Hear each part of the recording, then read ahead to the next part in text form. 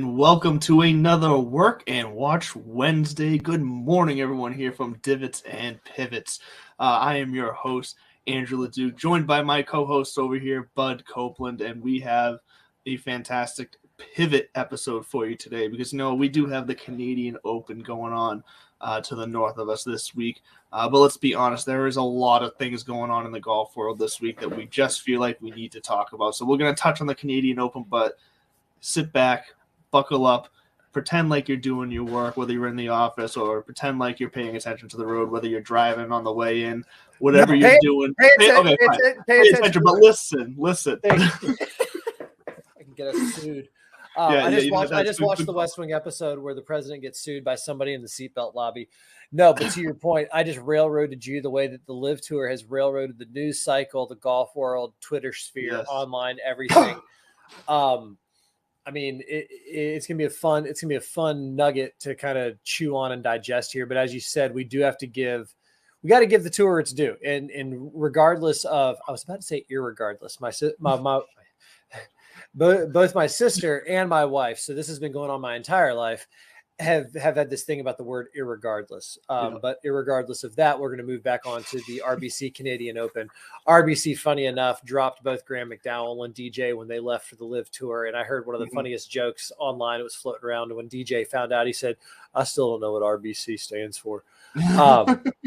But the Royal Bank of Canada, quick funny story about Canada. I grew up in Tallahassee, Florida. Fans of the show know this. Duh. And my sister was a sports information director at Florida State, getting her master's in communications. And so we used to go to a lot of the baseball games. And back then, Mike Martin, in his prime in the 90s, all-time wins leader now, he, I think, don't quote me on that. Don't at me. But anyways, we would go to a lot of the games, and especially during the regionals this time of year, College World Series time, it'd be nuts. Their first base fans are known as the Animals. Back in those days, the third base coach Chip Baker would leave a bottle of tequila out there for them. But they started a tradition down at Florida State where in the middle of the sixth inning, I want to say it is, because eighth inning is Sweet Caroline at Fenway, but in the middle of the sixth inning, they sing "Oh Canada." It was an homage to an old Canadian player that they had back in the day. They just felt bad for the kid because nobody got his national anthem. So they started a tradition. So look it up. You go down to Florida State, you get a baseball game. It's a great experience at Dick Howser Stadium. I've actually played on that field back in the day, but that's another show for another time. But there's my quick aside about Royal Canada. They sing the Canadian national anthem at Florida State baseball games. But I did not know that.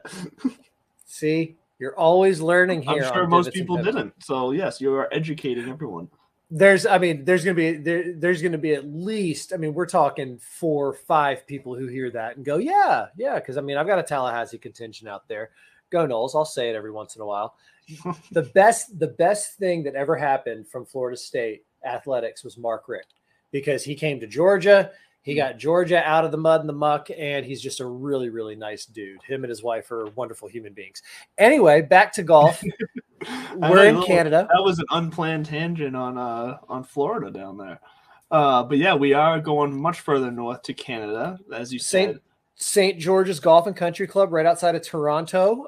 Not a relatively long track, 7,000 yards, par 70, bent grass greens. And the scuttlebutt around the course, this Stanley Thompson Classic. Stanley Thompson, by the way, Canadian course architect, founder of the Association of Architects of Americas. That's not the actual one, but he's the Golf Course Architects Association of America, whatever that one is. He founded it. He's a classic guy, but he's another one of those names like Tillinghast, McKenzie, Jones. He's definitely a name to be reckoned with. And this week, scuttlebutt is that they're not taking a back seat to next week's U.S. Open. They're setting the course up tough. It's going to be a lot of rough that you're going to see that in Brookline maybe, and the greens are going to be running fast. They said I just saw that they had them at a 12.5. So we're talking about and you also look at the lineup of folks who showed up there. The names are there. If they're not in London, they're in on just outside of Ontario or Toronto. Don't at me, Canada. Yeah, it is a pretty decent. It's solid. Lineup. It's deep. Yes. I'm rolling through it right now to see who, like, just some of the some of the names that might be lower priced here, but yeah, it's a decent lineup for the Canadian Open. And like I don't know if you mentioned yet, but this is the first time we've had it in the past 2 years. It was the only tournament I think you said that COVID shut down for 2 straight years. Yeah. And by the way, if you've never gone to Canada, which God, you got to do it. I mean, they're good people. They're kind of like Aussies. Something about Commonwealth folk. They're good people. They like to have a nice time. Come have fun, be merry. Yep. So I think the crowd's going to be really big this week. I definitely think with what's going on over in London, they're going to even be a little more kind of juiced to show up, show out, show a little bit of pride. It's a national championship too. I mean, at the end of the day, you talk about these guys, things that matter, wins that matter. And I'm not going to put it up there with other national championships, wink, wink. But it's a big deal. And I think that's why guys like Justin Thomas, Rory, Scheffler, Tony Finau, they're all, they're all there and they're getting tuned up for next week. That said, because I'd say this unforeseen meteor, but this is almost like the meteor or the comet that was out there and NASA's going, 1 in a million. And then all of a sudden it's a week out and it's like, guys, we got 50-50 and now impact, is imminent. And it derailed our DFS research. We've been doing nothing but gossiping about the live tour. So true. Than like high school girls. I'm going to give you my quick and dirty on DFS this week. Go with chalk. I know. Fight the urge to be smarter than you think. The off course stuff, like your buddies are over making 3 times what you're going to make this week, and you're grinding your ass off, and they're getting chauffeured around. Speaking of chauffeur, we're going to talk about the U.S. Open and a unique setup there in a minute. So look for the cream to rise again to the top. This is not an off week for these guys. They want to win. They want to win bad. There's no kind of, I know as fans be like, it's hard to go back to back. They don't think like that. They think shot to shot, not week to week. So, well, like you said, if they're setting it up in a way that it does line up to be a perfect kind of practice tournament for the U.S. Open, like you said, it's big. The tournament itself is bigger than a practice tournament, but some of the guys who do well this week may very well do well again at the U.S. Open. I'd look for that. Now, I'm gonna be a hypocrite. Shocker, and go back on or just be the guy I just said I didn't want to be, or was making fun of. But I do think it would be hard to go back to back in these 2 weeks because of how hard they're going to have the course set up and everything that goes around it. So that said, I say don't be shocked if a JT Scheffler, somebody who's in good form right now, a name, let's put it that way, and don't be shocked if roars. I mean, I'm gonna go Ben Crenshaw on you, a little homage to Brookline. I got a funny feeling about this. No, but Rory's the standard bearer for the PGA Tour. He's the guy who's got the deal with PGA Tour, or not PGA Tour, the Golf Channel, which is PGA Tour. Golf Channel, Golf Now. He just released another app that's supposed to be this golf engagement gamemanship kind of app that's mixed with instruction. So he is all in, and he's publicly talked about it. But here's my other thing about Rory. When the reporters wanted him to come out and say, ban him, he's like, these are my friends, and they're doing what's best for them, and I'm doing what's best for me. And I think, and I really hope in the media who want to stir stuff up doesn't show up in this, and we embrace it for what it's going to turn into, which is what it's going to turn into here in about 45 seconds. By the way, so RBC Canadian Open, you have any input, any thoughts? I know you were just saying it's your favorite tournament of all time. And you've always wanted to go to, where is this? No, I didn't even. St. George's, didn't you? Yeah. St. George's Golf and Country Club. I didn't even write down the name of the town, though. It's a tiny town, right outside of Toronto. I don't know why. See, I've been to Toronto. Toronto's huge. I've been to Toronto. Beautiful, great city, though, but massive. Did not expect it to be that massive when I went there. And the weather's going to be blah. It's going to be a little bit rainy. It doesn't look like thunderstorms or heavy rain. So it's going to be kind of like New England, kind of. Well, then I mean, like I said, I did most of my research this week was on the LIV, not on stats, but on the storylines. So I am ill prepared for the Canadian Open. But just in looking at who is there, I think you got some guys who have been playing well this year. At the top, like I would expect. Well, right now Rory McIlroy is playing pretty good. I like him. If it comes to those higher price guys, you got Scheffler, you got Thomas. Smith right there. Smith seems to be picking things back up, but I like Rory right there. I mean, we've got major winner, icon, players champ, major winner, Sam Burns, who's on a heater. And you go top. I mean, this. By the way, Matt Fitzpatrick chipping cross-handed. Check it out. I just saw an article on it. He said he started chipping cross-handed. That's crazy. I saw him do it, and it gave me the same kind of like bad goosebumps that you get when you see something that makes your skin crawl. Like if you're not a pimple popper person and you see somebody popping pimples, that's what I got when I saw him chipping cross-handed. But these are all guys who are hot right now, and I think that's what's going to happen. You heard it here first, folks. A good player is going to win the tournament. Shocker. And then someone who is interesting is someone who's been playing well recently that we've kind of jokingly talked about, but I think now we need to at least give him some credit with his current form. And when you look at his season stats, he's doing all right, actually, is Mr. Brendan Todd. He's showing up again down there, 8,200. I love that you said that. You know why? You know where he's not going to show up? Next week at the U.S. Open. Homeboy didn't make it through final qualifying on golf's longest day, Monday. I'm not. By the way, I am not knocking Brendan Todd. We are full. Yeah. I am full team Todd again. Yeah. Especially after I've eaten humble pie at the last two qualifiers myself. So that's true. We'll get into that a little bit later too. We'll finish up the Canadian with the last couple thoughts here. Before we go any further, so Canadian's done. Shouts to Canada. I know the entire Canadian national anthem too, not the French part. Don't get me started. But last week on the golf course, real quick update from Boudreaux's league. I had 6 birdies on the weekend. 6, count them 6. Okay. And the format was fun. We played now.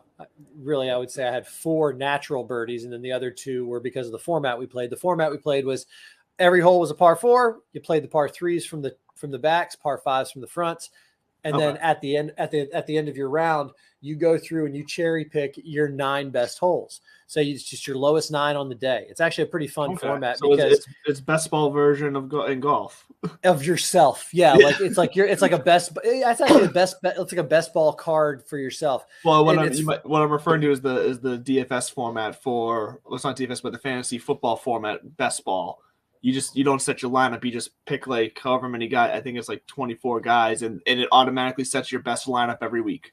Oh, cool! I didn't know that. So you draft it and then you just let it ride for the season. So it sounds like it's similar to that. You just pick your best holes at the end. Well, I did actually. I drafted a Piper Gold off the first tee, and that's what led to a low 9 of 30. I had 6 3s and 3 4s, turned into 30. Won the weekend. Nice. That means free golf for Boudreaux, but 6 birdies landed me in the birdie pool again. So I am now up 200. Actually, it'll be 260. Sorry, 260 on the year. Yeah. So we're trying to hit 1,000 by the end of the summer, and maybe buy the missus something a little nice. Yes, like a vacation to somewhere where you have a golf tournament, right? Listen, if I said, honey, we're not going down that road. Smart man. Moving right back along. I brought that up because I want to say thank you once again to Piper Golf for coming into my life. Yes. Thank you for. I am not gonna lie. Here it is. Honest feedback. Day 1 with the Piper Golds, not impressed. You know why? Scuffed a little quickly on me. Went back through my round. Trees and cart paths will do that. It had nothing to do with me because I went through Saturday's round with going through 2. Yeah. 1 I lost on the 3rd hole, which was fun because in this format, it was almost like match play. Like, okay, well, F it. That ball's lost. I'm not even going to finish the hole because I'm going to not use that score. And then I use the next one for the rest of the round. And they're soft, and you don't lose the distance. And I do this kind of like weird Dave Matthews face when I'm looking at that, because it is weird. I didn't want to trust him. I was skeptical at first. So shouts to the boys and girls at Piper's Golf. Pipers. And as always, thank you so much to In the Clutch apparel. As soon as the Celtics win the title, that's when you will see some In the Clutch on me. But I can't. I mean, let's be honest. It's playoffs, and you got to wear the right one. Yeah, I can change the hat up. I've got my PGA Championship hat from my boy out in Tulsa. It just came in the mail today, or yesterday, whatever. Yeah. So, back to you in the studio. So we're done with the Canadian Open, and we've now touched on. And story time with Uncle Bud. We've now touched on the story time of your golf. So that pretty much leaves us to LIV, I guess, to live, whatever you want to call it. I find it interesting because you mentioned how you expect it to be a little bit louder up in at the Canadian Open, or like a little bit more juice behind the fans. I do find it interesting because the way that the LIV Tour is pushing. Like one of their, I guess, slogans is same louder. Golf but louder, or something like that. I might have the wording wrong, but it's it's still golf but louder, or something along those lines. Some pun around being loud. We'll see. Yeah. Well, so I guess you're right. We'll see if we see the fans take notice and what they do, how they react, or if they even care.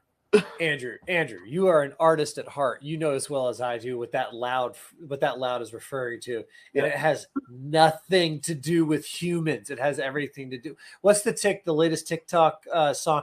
My money don't jiggle jiggle. It's that like almost British sounding like robotic voice. Yes. That's what that is. I'm not going to say I'm in, right? Like I don't need to get blackballed by the PGA Tour. No, I'm joking, but I'm in. Like I want to see what this has become a thing. I think I said it months ago, right? Mm-hmm. I thought I do still think they screwed up with the rollout, and we'll get into that. Mistakes were still made. Things were said, mistakes were made, yes. approaches went. And because Rory was right, Colin Morikawa was right, and the guys that are not over there were right in the sense of, you're offering a lot of us something that is not the most important thing. It's like we've got money, and some of them are going, yeah, but they've got more. Yeah, some of them, that's what they want. It depends on where they are in their career or just their whatever. I was skeptical. I was like, listen, we got tournaments, we got locations, we got purses, we got Slugger White is their rules official. I mean, they've got big name players set up for this thing. Yeah. And they're almost taking the Field of Dreams. If you build it, we will, they will come. And here we are because we're here. We want to see it. I want to know more about it because the names started showing up. All of a sudden, it's like, oh shit, this is real. And we're going to get into some of these names because looking at the team, and we'll explain this too. But looking at the team rosters, I was surprised at the amount of. Not even just names that I would know that are in here because obviously I look at golf all the time. But I think there's a lot of names in here that a lot of casual fans are going to recognize as well. So I will be curious to hear the feedback, especially once Bud here has not looked at the teams yet. He hasn't seen the entire player roster yet for the tour. So we're going to get into that live and get his live I was about reaction. to say, full disclosure, the closest I've come to seeing this field is maybe the top 16 names. Whatever y'all seen on Instagram or the or the Twitter sphere of those graphics that came out, it's like top 16 names confirmed. Like that's really all I've seen. Not even top. I have heard scuttlebutt through some podcasts of somebody else, but I'm just curious because now that the names are here and now that it's real, I mean, let the conspiracy theories about. Now, the dope thing about this is the format's intriguing, right? Andrew just referenced teams. So this is a team format, both at this event and throughout the year. Everything when you talk about teams, everything from having team captains to having a draft, which happened, by the way, sneakily happened last night. So it's work and watch Wednesday once again here on Belly Up Media, Tiki Live. But it happened sneakily, and that's when we were talking just before the show, and I was like, wait a minute, what do you mean team names? I was like, what are the team names? Who's here? So we're not just team names, they got logos, as if they're baseball team logos. That's what they got. And you already tipped your hand by comparing them to baseball team logos. Well, they're not all. I'm just the one that happened to be right in front of me has that baseball field. The rest of them there's a wide range of style of logos. All right, before we start picking apart logos and names, format is important, right? So I mean, we don't necessarily we don't need to go through hole by hole. I'm pretty sure it's just stroke play, and then there's probably going to be different. Like it's your team, right? You want to go low and go hard. That's the name of the game. But basically, you get these teams, and it's Thursday, Friday, Saturday, 18 holes, shotgun start. So right there, quick pause. One of the biggest complaints about sports today is they take too long. And that's why even Mark Cuban floated an idea for MLB. And if they don't jump on it, they're idiots, where you can start subscribing to your own personal players. And that way you can just watch only their highlights when you want, not even highlights. Like you get a little notification on your phone. Chipper Jones now or something. Right. Back in the day for me, it would have been Chipper Jones is on deck and then you just pull it, whoop, click in. So that's kind of this thing where, all right, we're going to shorten golf and it's going to be one round, not one day. Now, the old model was, and when you're the only game in town and, you know, that's where the eyeballs have to go, you have everybody for all day. Now, here on the East Coast, how many people on Thursday? I mean, I've already got my hand up. So if you're listening, my hand is already raised. How many people are going to wake up on Thursday and tune in to live for 3 or 4 hours, maybe 5? I mean, it's round one. I don't know. It's 3 or 4 hours. And then they're going to pivot over to Golf Channel coverage of, you know, it's not like it's taking away yet from my life. So far so good. Shotgun start, that's going to be fun. The whole idea. Well, what I like about the shotgun start too is that, you know, it's not like you're waiting around for the signature group or whatever. You're gonna be it's gonna be nonstop shot action from everybody who's playing at the same time. And no cuts. So it's 3 rounds, no cuts. And by the way, real quick about the money, you're going to hear a lot of numbers thrown out there. And there's two categories of numbers. A lot of these guys are getting signing bonuses. That's legit. That's what it is. They're getting basically an appearance fee. Boom, sign this check. You're going to be in all of our events for this year. Oh, and here's the cherry on top. If you win, $4 million. If you don't win, if you go out and shoot 80, 80, 80, first of all, your teammates are going to hate you, which we'll get back to that in a minute. But second of all, 380s and you walk away with 120 grand. Yeah. The money, the money's there.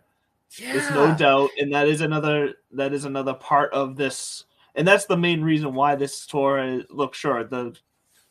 The tour is getting its hate because it's seen as being in competition with the PGA. But I mean, the other factor is that the money is coming from, you know, a group and an organization that, I mean, I can't say has a what's it called? I can't say has what's the word? Listen. Look, there's the human rights aspect to this that people find sketchy and supporting this because of where the money's coming from. You can't separate it. Right. Exactly. It's one of those things where you can sit with people and say, oh my God, Chevron is sponsoring the ladies major now, and fossil fuels, oil, climate change, etc. You can go down some of those moral, ethical arguments just like people will. You know, it does get a little different when you talk about maybe human rights violations, some of that kind of stuff. That said, how far does that go? You know, who manufactured the T-shirt that you're wearing? What does their government do? You know, there are layers to that. So that's why but why you brought it up, and I'm so happy you did, is because that is an aspect of this. One of the journalists, sports journalists, talk show hosts, guys I look up to the most. Dan Patrick was talking about it today, and he was very nonchalantly being like, it's a check in your conscience. Like, not on your conscience, it's a check and your conscience. And by the way, he wasn't judging them. He even said that, I'm not passing judge. He goes, I know what I would do, or I don't know what I would do. He's like, I'm saying you have to check with your conscience. This isn't like any other job opportunity. You kind of need to. And who are we to judge on that front? But like you said, it is an aspect of this. So the money is there. There are some connotations with it. But then again, the events are not being held in Saudi Arabia, and how many degrees of separation do you allow money and organizations to go before you let it impact your life? I think it's a great, hypothetical when these reporters are saying to those guys, What, how do you square this, that, the questions that we would expect them to ask or, maybe think. I wish one of them would go, would you do it? Yeah. Like if the Saudi government said, we're going to, you're a journalist, the Saudi government said, we're going to launch a website, news media outlet. Here's $150 million. We want you to run it. Mm-hmm. Just pause.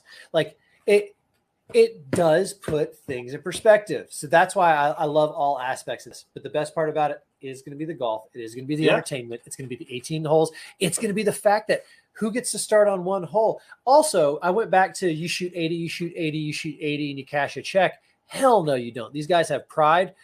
These guys are really, really good. I mean, even some of the names that we're going to go through here that you're going to be like, oh, damn, he's there? Like, oh, my God. And then some of the names that you might have never heard. As someone who didn't even see the top 16 list when it came out, so all these names are fresh other than obviously Phil and Dustin because they've been in the news the most. But so I didn't even know, like when I saw some of the names in this list, I was surprised by a lot of them. So that's why and so as we go through this, I'm glad we touched on that early because it's going to be an overarching theme this entire time. Mm-hmm. But I don't think it necessarily needs to be a topic on every bullet. Like some people are going to try to make it that way. Of course, but I mean, if you're single issue about something, you're single issue about it, and that's your lens, and that's fine. So that being said, so we got. Oh my God! All right, let's do this. Who are teeing it up at where is this place? Is it the Centurion Club?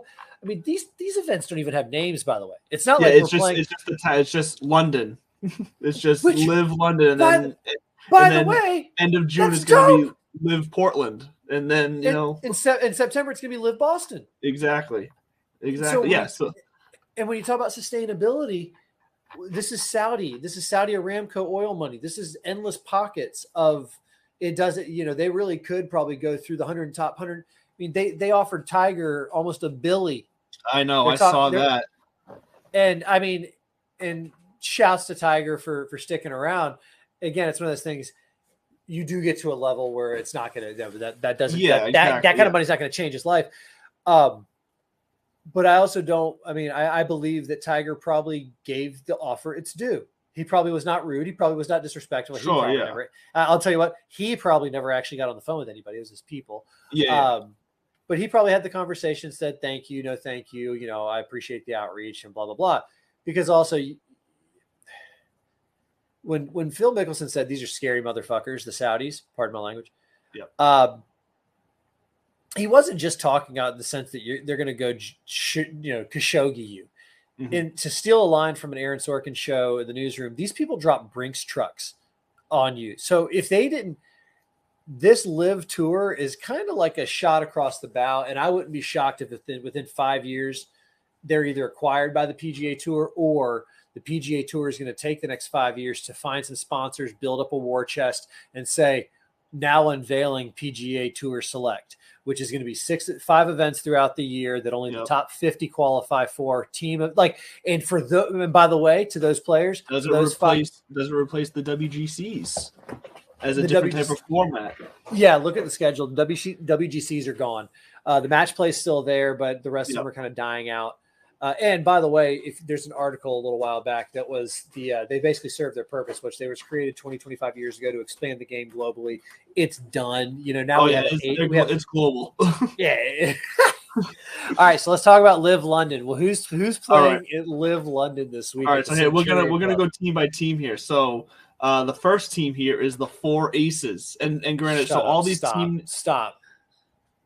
team names have the team name, and then every single one of them have GC at the end of it.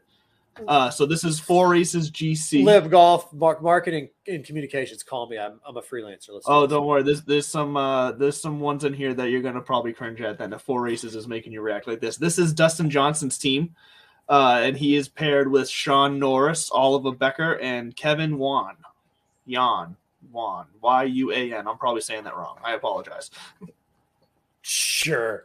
All right. Yeah. I honestly don't know any of the names on his team other than him. Yeah, and that's it. Well, that's how it's going to be sometime too, right? But we'll find out. We'll learn about them. So then the next team is the HY Flyers, the High Flyers. This is Phil's team. But HY? Yeah. This is HY Flyers, but I'm assuming they wanted to be called said High Flyers. But I don't understand. What is HY supposed to be short for something? I don't know. Oh Jesus! All right, let's keep going. So this is Phil Mickelson. This is Justin Harding. This is an amateur is on this one, and I cannot say this name. Okay, I'm gonna try. Ratchanon, and then in quotes TK, and then the last name is Shantananuwat. It's a 1 hour show. Yeah. So he's there, and then Chase Koepka's on that team as well. So we got Brooksy's younger half there. Good for you, Chase. I like to see that. Go, buddy. Chase, so hold on, we got Phil Mickelson and Chase Koepka together. Yes, I know. Yeah. How long till we start seeing them in a sponsorship deal somehow, somewhere? Keep going. Oh boy, that'd be interesting. And then we got so the next team name is Punch. I like it. Just Punch. Looks like Punch. It's captained by Wade Ormsby. I said the B and the S backwards. Matt Jones, Ryosuke Kinoshita, and Blake Windred. Matty Jones gave an interesting interview about this. The Aussie, he was. I mean, that I think if just this many teams deep, we're already seeing two. That's how it was kind of like serendipitously placed there, saying, "Yeah, this game's gone global." Yeah, WG, and this is picking up and expanding on what the WGC did, which is like, let's come on, let's keep going. So let's keep going. Well, and what's funny enough is that as we get down to some more of these teams, it becomes more of a grouping of known players on the same team. So it's going to be interesting because those teams could clean up. But then the next team here, we got cliques. I like it. Do you know what a clique is? I actually don't. What is a clique? Explain. It's an old golf club. It's just before we had numbered clubs, they had nicknames for them. Niblick was one of them. Mashy. Well, that makes sense because we'll get to it. But Niblick is another team name on here. We'll get to it later. I like it. So cliques here, and that one is captained by Martin Keimer. He's got Pablo Larrazabal with him, J.C. Ritchie, and Ian Snyman. I mean, listen. If they're there, then they can play golf. I don't count anybody. Oh yeah, yeah. So and then the next one is Ironheads, and this one the logo for this one looks like the Harry Potter font. So it's a bit interesting looking. But this one's captained by Kevin Na. So we had Kevin Na on this one, which was one of the bigger names on this list for sure. And then Saddam Kaiwakanjana. Okay.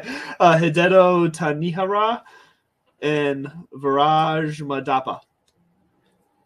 This is the entertainment for the show is me pronouncing all these names tonight. Well, and actually, I'm glad you just said that too. I'm so appreciative of everything you say, Andrew, because one of the things people forget that this is not. It's not just incredible. It's not all the way by itself. Greg Norman in the LIV League is tied to the Asian Tour. So people think when they hear Asian Tour, they think just PGA Tour Asia, and it's like, yes and no. Like they have some sort of relationship there, but obviously they've got relationships with other people. I mean, they're I was about to make a dirty joke, but so that's why, I mean, a lot of these players are not going to be familiar to us. And I love what you said earlier. We're going to learn about them. We are, yeah. But some of these guys are known guys on other tours around the league that are tours that are considered qualifiers for the U.S. Open. Open, a lot Masters, of these, exactly. Yeah. All right, keep going. Who So else we got? Ironhead. Real quick. Also, Kevin Na, he was the first one that we see come out and quote unquote officially resign from the PGA Tour. Yep. I think all the shit that he's getting for it is both, earned and not. I love that. What's his face? Grayson Murray, the recovering alcoholic, tour parting shots on the way out. I told you on the Mexico range, you're not going to be missed. He said PGA Tour rounds just got an average of 20 minutes faster. He ain't wrong there. I love that, and I love that. And it's not the last we're going to see of Kevin Na. No, of course not. I don't think so. It might take a year. We'll see, but whatever. But so that was the Ironheads. The next team here is Smash. Just Smash. Oh, I already respect this. Is this Graham McDowell? No. This is Siwon Kim. Okay. Scott Vincent, Genichiro Kozuma, and then I know this name, but I've always struggled with it. Itipat Barana Taniara. I can never say it, but I know the name. The Barn Rat? Yeah. Is the Barn Rat there? Yeah. I love this guy. This dude, Chiefs darts, like doesn't give a shit. He's, and I don't want to do this, but I'm going to do it. He's kind of like the Asian John Daly. Like, you want to root for him. You like him. He's a bigger guy. I don't know why I'm so stuck on him smoking heaters. And I think there's just something endearing about that. But I like that the Barn Rat's out there. And I don't even think he's smoking. I think he's vaping. I got to look that up. But okay, cool. Yeah. The Barn Rat. All right, and then these are where we get into some interesting team constructions as far as the players on them, and these are some of the teams that I think can do some damage here. So we have the Crushers. The Crushers are captained by Peter Uihlein, and he's joined by Richard Bland. Those are actually two big names from the DP World Tour. Yeah, and then Fachara Kongwatmai. Bless you. I butchered that. And then Travis Smith are on the Crushers. Can we talk about those two names back to back real quick? Although I will say Smith is spelt with a Y, not an I. So probably Smythe, but probably. Well, we don't need to get into grammar. Wouldn't it have the E at the end if it was Smythe though? Probably. I don't know. But the more important question that we need to follow up on later at some point is what is the DP World Tour? What is their reaction to all this? I haven't even looked into that. What happens? What happens if like the DP World Tour is like, yeah, we're cool, dude. Just be back before midnight. Like you do have your obligations to this tour, and as long as you fulfill those, we don't care what you do with your off time. Like if all of a sudden they're the cool, like which they might be the cool mom in the neighborhood, and so that's where things could get interesting for the PGA at that point. I do because like Phil made a good point. He goes, I've earned a lifetime membership. I'm not giving that up. Hopefully, I mean, and he even kind of said, like, I understand there might be some consequences, but then at the same time, and I do think there should be, but I also think that would be a bad look for the PGA to pull a lifetime membership, especially from Phil Mickelson. That's a bad look. And Dustin Johnson. People forget DJ's.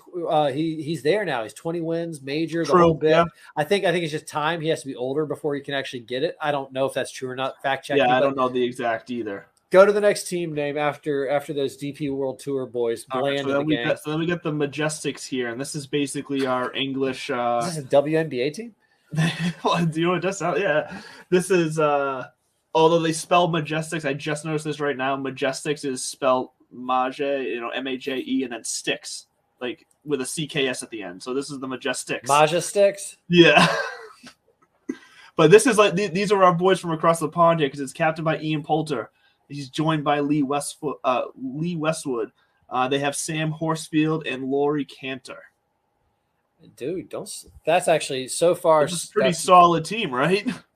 It's also the team I want to go play with right now. Like Yeah, that would be a fun crew to be with. All right, who else? They're the ones ripping shots at every tee box right there. That's that team. By the way, Ian Poulter, sneaky good social media follow. Well, and then we got so there's that team. What I think is interesting is the team constructions here. This is what I want to get to is that, we pretty much have an English team there. This next team is pretty much South African. We got Louis Oosthuizen. We got Henny Du Plessis. I can't say that one. But we have Charles Schwartzel and we have Brandon Grace. Carl. It's Carl. Brendan Grace. No, that's another solid crew. It is. It's a very solid crew, but that's something that maybe that the Live Tour might be able to kind of lean into here is that if these drafts, if their team captains are going to start picking guys that they're comfortable playing with from either their home countries or not, you might get these de facto like country rivalries with each tour, or where you're getting that extra juice in the field there for the entertainment value. Well, who did you pick for your team in gym class? The people you knew.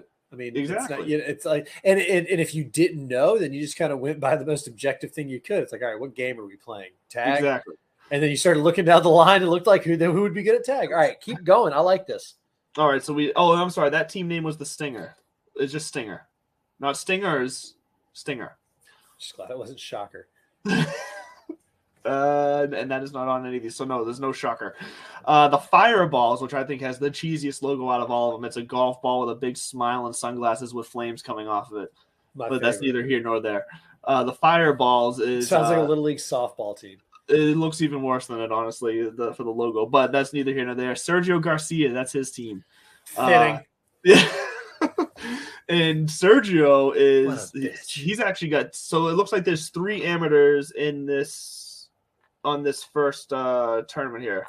3 total amateurs. 2 of them are on this team with Sergio. So we got David Puig and we got James Piot as the 2 amateurs, and then we have Jediah Morgan. That's going to round out the Fireballs. Did you just say James P? I thought you would like that one.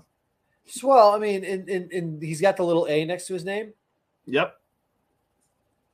Interesting move. Well, first of all, I think he wants to keep that because he's got. I think does he still have entry into the U.S. Open? I don't know. I believe so. But even if he didn't have that, I'm just curious if he's holding on to that to go play in this just for the experience, knowing that he can't take any of the money. But is Live Golf saying like, all right, yeah, we'll pay we can't get name, image, and likeness. Let's put it that way. All right, cool. That's dope. Who else we got? All right, and then the Niblets, your other old club. I've learned something today. The Niblets are captained by Graham McDowell, Bernd Wiesberger, Turk Pettit, and then Oliver Becker. I like it. I mean, names out like an old school. It's like an old school team right there, which makes the name of Niblets kind of make sense. So I mean, yeah, that does sound like a 1927 British or Open Championship. Wow, I almost got banned by the RNA. And then our last team is Torque, and their logo looks like it belongs on the sign for a gym. But Torque is the team name. It kind of makes sense with 2 of these guys, I'd say. Taylor Gooch is the captain here. Hudson Swafford. Shouts! Yes, Hudson Swafford, Taylor Gooch. They're going to come in big hit. And for Torque, Adrian Otagui.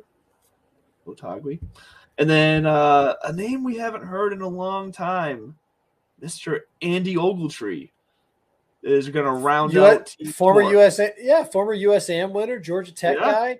Haven't really seen too much of glasses since isn't he the guy? He was wearing glasses. Skinny kid from Georgia Tech. All I know is that he was on the like the original PGA Tiger Woods game that EA Sports put out. He was one of your options to pick. It was Andy Ogletree. I remember. Maybe not the original, but it was like Tiger. It was like 2000 or something like that. PGA Tiger Woods 2000. Man, I think actually okay. So now that we've done this, I got to pull him up because I think you're confusing people. Where's Andy Ogletree? Where are we? Down here at the bottom. Andy Ogletree is a young guy. Yeah, 6'1", 180, 20. He's the 2019. He's the 2019 USA. Okay, so isn't there an older guy who was on the tour who's also named Andy Ogletree though? Or was there? I think it was Alec Ogletree. Oh, maybe that's what I might be confusing the first names. Then it was a while ago. All right, so first reactions to the field and team names. You go first. And like I said, the field is it's impressive, more impressive than I thought they were going to be able to put together. So I if I had to grade the field, I'm going to give it a solid. Like B+ here. So I think they've got enough big names in here to draw some eyes that I wasn't sure they were going to be able to in the first tournament. That's the thing. This is the first tournament. They've already got another like 8 tournaments lined up. 6 or 7, yeah. Yeah, 6, 7, 8 tournaments, something like that. So, I mean, there's going to be some more names that jump over here for some of these other tournaments. We're going to see this kind of shuffle around a bit. The field for the very first one, I'm impressed with. There's some good names in here. And then, like I said, with the format of it, with the team, I think the way the teams were constructed with who the captains picked, I think is going to create some good entertainment value. Because I think we're going to see some guys enjoying playing golf out there together and having a good time, yet still playing top-level golf. So I think there's something there. Now, as far as the team names go, I think they're them and the logos are cheesy. I just some of them were all right, but like I don't know, like the four aces and the high flyers, I couldn't. I get the cliques and the Niblix, like those are nice homages, but like the fireballs and torque and stinger, like crushers, it just feels like I'm playing backyard baseball golf version or something like that. Oh, backyard baseball is so good. Well, you're giving Phil $50 million a year. You gave DJ 125, and it's interesting to hear about how the money goes out. You know, these signing bonuses are basically, or their appearance fees is another way that I've heard them described. Yeah. But Phil, his referred to as $50 million a year. DJ's was they gave him 125 million. So I'm going to be curious to see how long these guys stick around, because also the way that Phil was tied to it early. Obviously, through the leaks and everything. And what we're coming to find out is everybody's heart is in the right place. We already addressed the whole conscious thing earlier. That's going to be the elephant in the room, or I almost made a very, very insensitive joke. But that's going to be there. That's going to be there the whole time. But to hear Dustin Johnson today talk about, like, I intend on playing in the majors and I'm resigning from the PGA Tour for now. Yeah. And they were like, well, what about the Ryder Cup right now? He's like, I don't know, man. Hopefully rules change. I do think rules are going to change. I think the PGA is going to have to. They're going to have to. First of all, Jay Moynihan he's not two things. Yeah. He's not a dictator, and he's not an idiot. Mm-hmm. There's a reason why he can hold his ground, kind of like the USGA and their US Open. I keep scratching it like a bug flew in my nose. The USGA just released their statement on it, right? Because now it's like, well, shit, you let these guys play in the US Open. And they were incredibly careful about their wording to say, we have no intention of changing our field right now because people have entered it under certain set of requirements. And I think they did the right thing in the way they handled it. Oh, for sure. They definitely did. Mike Wan is not. He is very, very good at what he does. The LPGA Tour was not in a position to take the steps that they're taking now 10 years ago, and it's because of Mike Wan. So that was obviously the right call, but they worded it carefully, because we're idiots if we don't think that the RNA, the USGA, all the key players, they're all getting in rooms right now and on Zooms going, what do we do? Or when do we talk about this? They could also be saying, like, fuck it. Why do we have to do anything? Let them do their thing. Mm-hmm. We'll go through our season, then we'll sit. But I doubt that. I bet right now they're planning, because they're gonna want to capture this. It's too fresh, too new. They're comfortable in where they stand, and I say they being the PGA Tour, with legacy and gravitas and everything like that. So still a proving ground. Yes. They're not going to lose that. No, but Live Tour might have gotten what they wanted, which is look what money can do.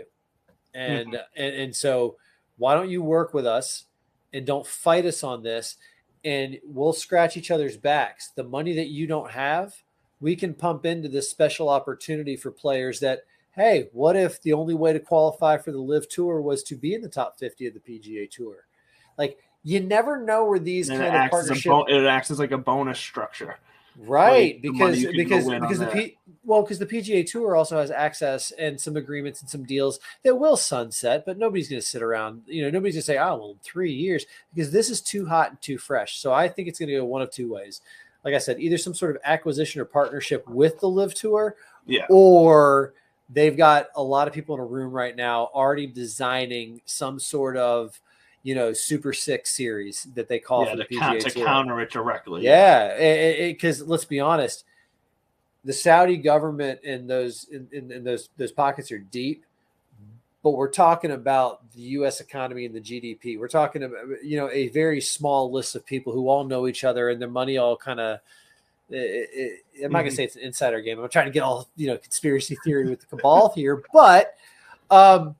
Yeah, if Anheuser calls IBM, calls AT&T, calls Coca-Cola, and they all say, "Hey, we have an opportunity here to kind of, create this monster. Let's go after it and let's squash." Because you mentioned it earlier, there are going to be people in these boardrooms who are going to take offense to this and saying, "Damn it, we've been putting on the Travelers for 60 years now, and I'll be damned." Or the RBC Canadian.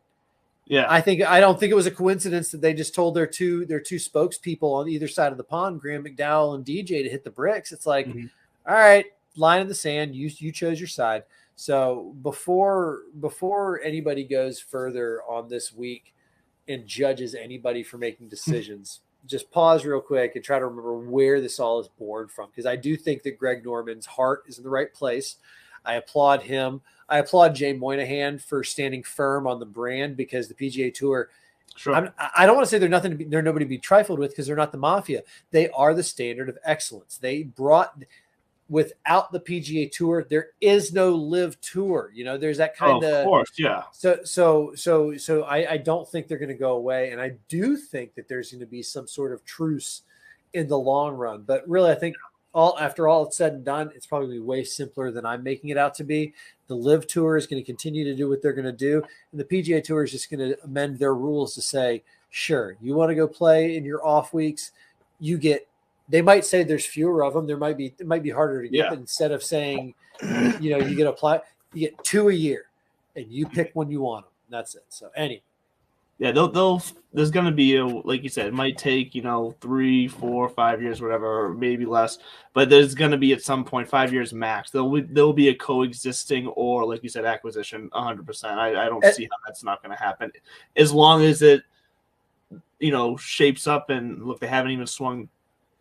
Liv hasn't played a hole yet, so we'll see if it is. We're assuming it's going to be successful based off of what we've seen so far, but we'll see how that turns out. If it does, accomplish what they're hoping to accomplish when it's actually time to play the rounds, the PGA will want it at some point if that's the case. Yeah, because I mean the format, it's all too good, and for somebody to say like, oh well, the money's going to run out eventually. Money ain't going to run out, and they've got a pretty solid base here. The names that you just read.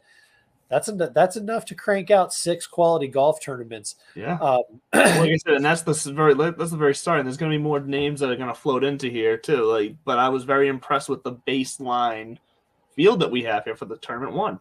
Yeah, these are the people who wanted to go over to London. What happens when? Pardon me. What happens when it's in Portland, Boston, Chicago? Courses that they. What happens when? And again, back to my boy Dan Patrick. What happens when the scuttlebutt starts? These guys are all friends. They all talk to each other, and it's like, wait a minute, where are you guys staying? What kind of car service do you have?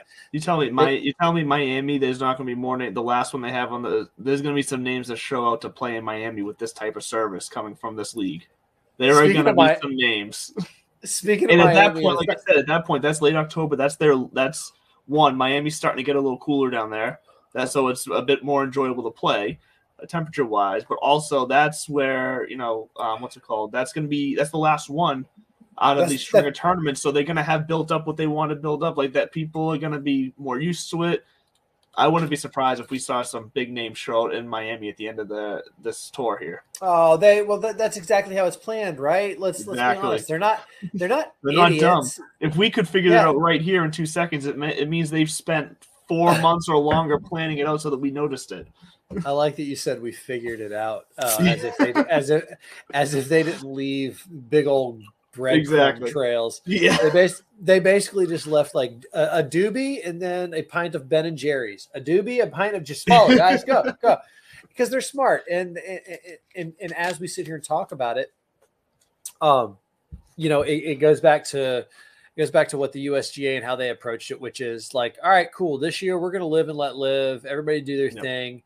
And at the end of it, we're going to talk. And speaking of USGA, next weekend. Yes. Is it next weekend? Not this. Yeah. Not this coming weekend. No. But on the 18th, the weekend of the 18th. This upcoming weekend, I'll be watching the Live Tour event and then tuning over to the RBC Canadian.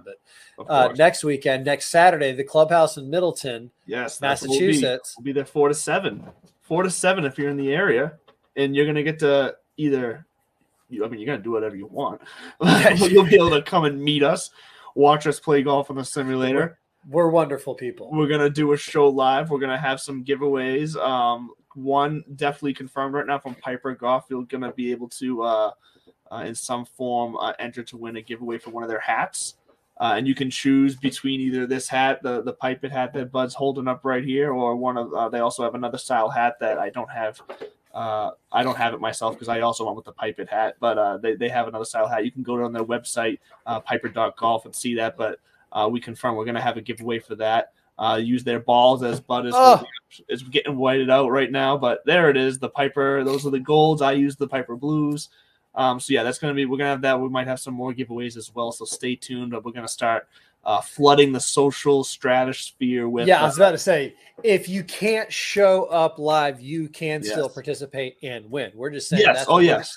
We're going to go plant our flag at the clubhouse at Middleton for the third round of the U.S. Open the day before Father's Day, because obviously we're both fathers.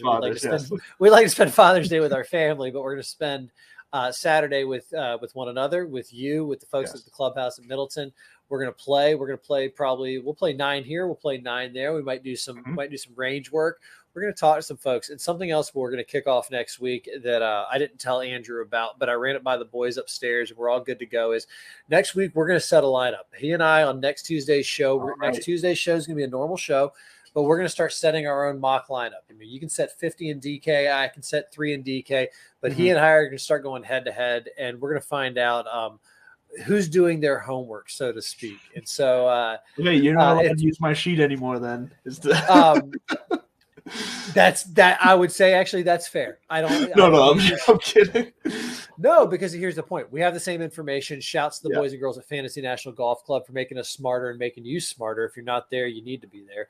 Yeah, but no, we always draw different conclusions. So we're going to set a lineup and then we'll follow up. This is on Boudreaux to keep track. And the other thing is I can finally pay up. I owe you at least 6, if not 12 Budweisers. Thanks to Corey Connors. I should pay in Labatt Blue, a la Corey and the Canadian Open RBC this week. That's how it comes full circle here on Divots. It'll be there. So from top to bottom, yes. RBC, get chalky with RBC. Don't sleep on Live. And it's going to be online streaming. That's where the future is for a little while. Mm-hmm. And then if you're going to be around Middleton or Boston and you want to come out and see us at the clubhouse, do it. Otherwise, tune in on Tiki Live /Twitter. Oh, Twitter Live. What was that? 57 minutes and 7. Oh, we have our new promo. Oh, fantastic. Hey, in honor of Top Gun Maverick, crashed and burned right there. Damn. That was fantastic. Andrew, take us home. You did make a great point, though. Even if you can't be there, if listeners who are just watching, listening, whatever, can also be involved in the giveaway. So we're going to make that work for you. Stay tuned for the socials postings. You'll figure out how you can enter and how you can find us. We're going to have all the information out there. We're about to be pumping that out every day, multiple times a day. So get ready.